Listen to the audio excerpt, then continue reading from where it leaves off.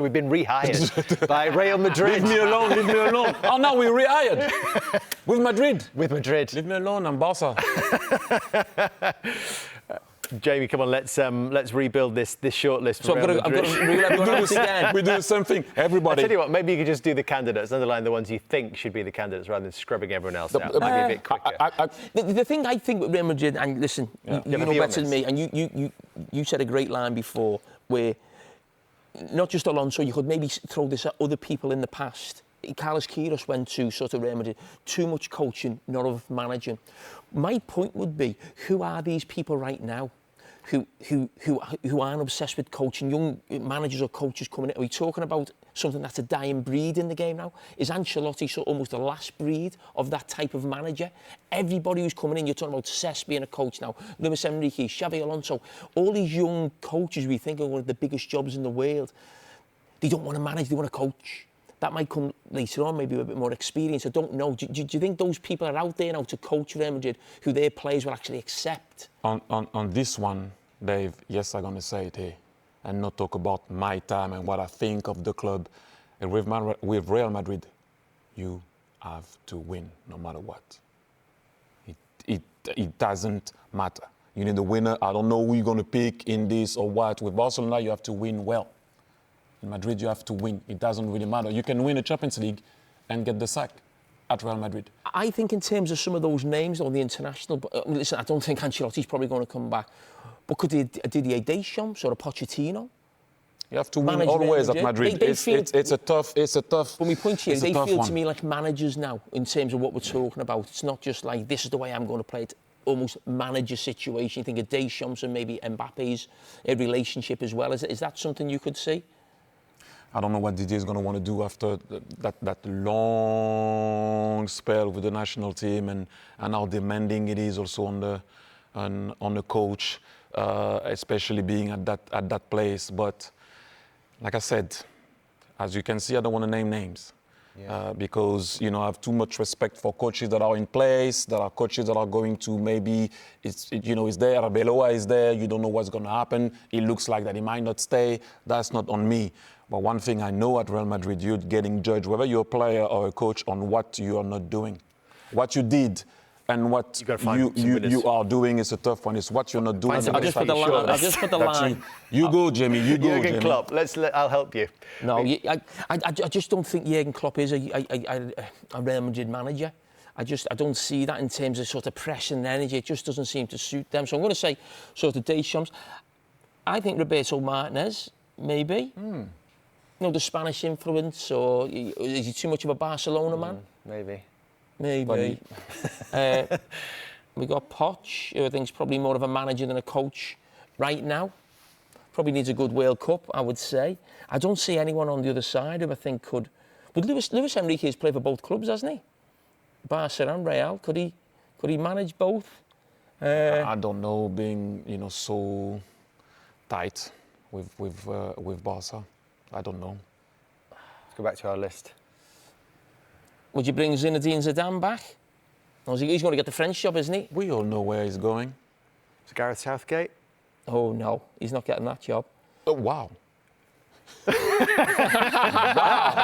I'm struggling for inspiration on this. I hope he's not watching. Wow. I don't think he wants to work in football anyway. He doesn't want to be talked about by us. I just think Thierry's right. That club is like, find a way to win. It's complete opposite to Barcelona.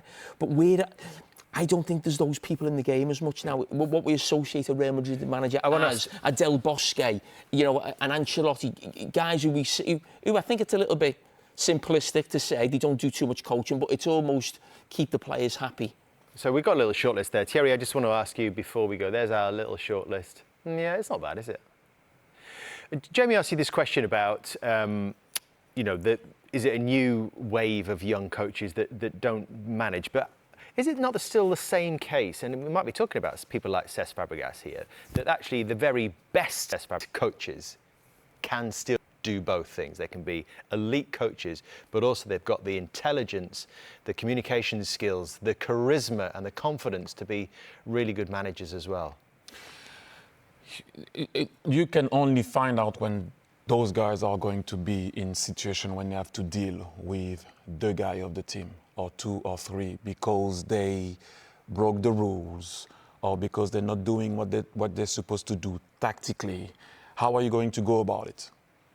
Are you going to lose him, lose them? Eventually, you're losing your job. At the end of the day, players are going to stay. You're going to go. So you need to find a way to make sure that you can have those guys in your hand and they can perform for you. You have to give them a certain freedom, if you know what I mean, but not lose the fact that you are the manager and you take decisions. So it's going to have to be, at times, something that you kind of... We all were in the dressing room, Jamie, when you know that some guys are the pass. Those guys usually make you win games, right? We all know, like someone arrived late. Jamie, did you see him arriving late? Jamie, did you see him arriving late? No, I didn't see him. No. Another guy, he's late. Yeah, he's late. We're gonna find him. However you want to look at it.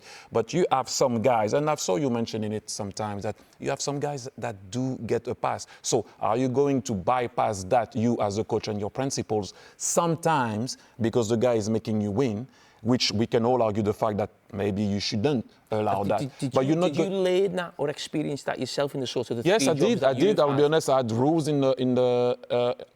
with my team. You miss the bus leaves. You take a Uber. You meet us at the wherever we were training. You miss training, you don't train, but you're playing. I'm not going to punish you for not playing when you're my best player, for example. I had Michael Olise arriving late. I'm sure Michael won't mind me saying that. And you know, when you look at your watch, it's 2:48. And I can see the players looking at their watch. The only player missing is Michael Olise, my best player. They're looking at me. I can see the players go touching each other and go like, type of. And I didn't flinch. Okay? 3 o'clock, close the door. The press officer was like, Michael is in the corridor coming. Close the door. 3 o'clock.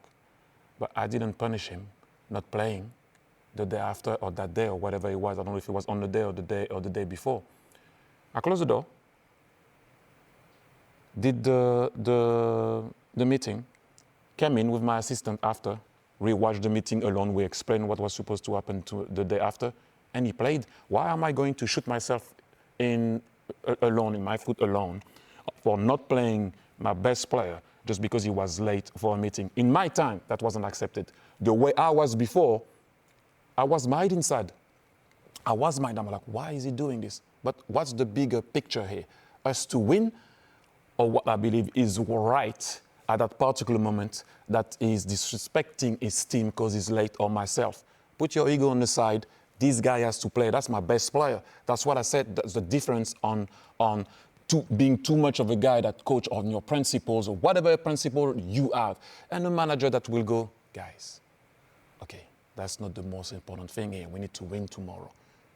And I have to say, I changed. You asked me at the beginning, I wanted to be in control of everything. You're going to burn your wings. You're not going to win with players. So you need to have a bit of a mix. I agree with you, that will be the perfect combo. But ultimately, manage a bit more than coaching. And I can understand you want to be on point. And at the very beginning, early doors, I made that mistake and I changed.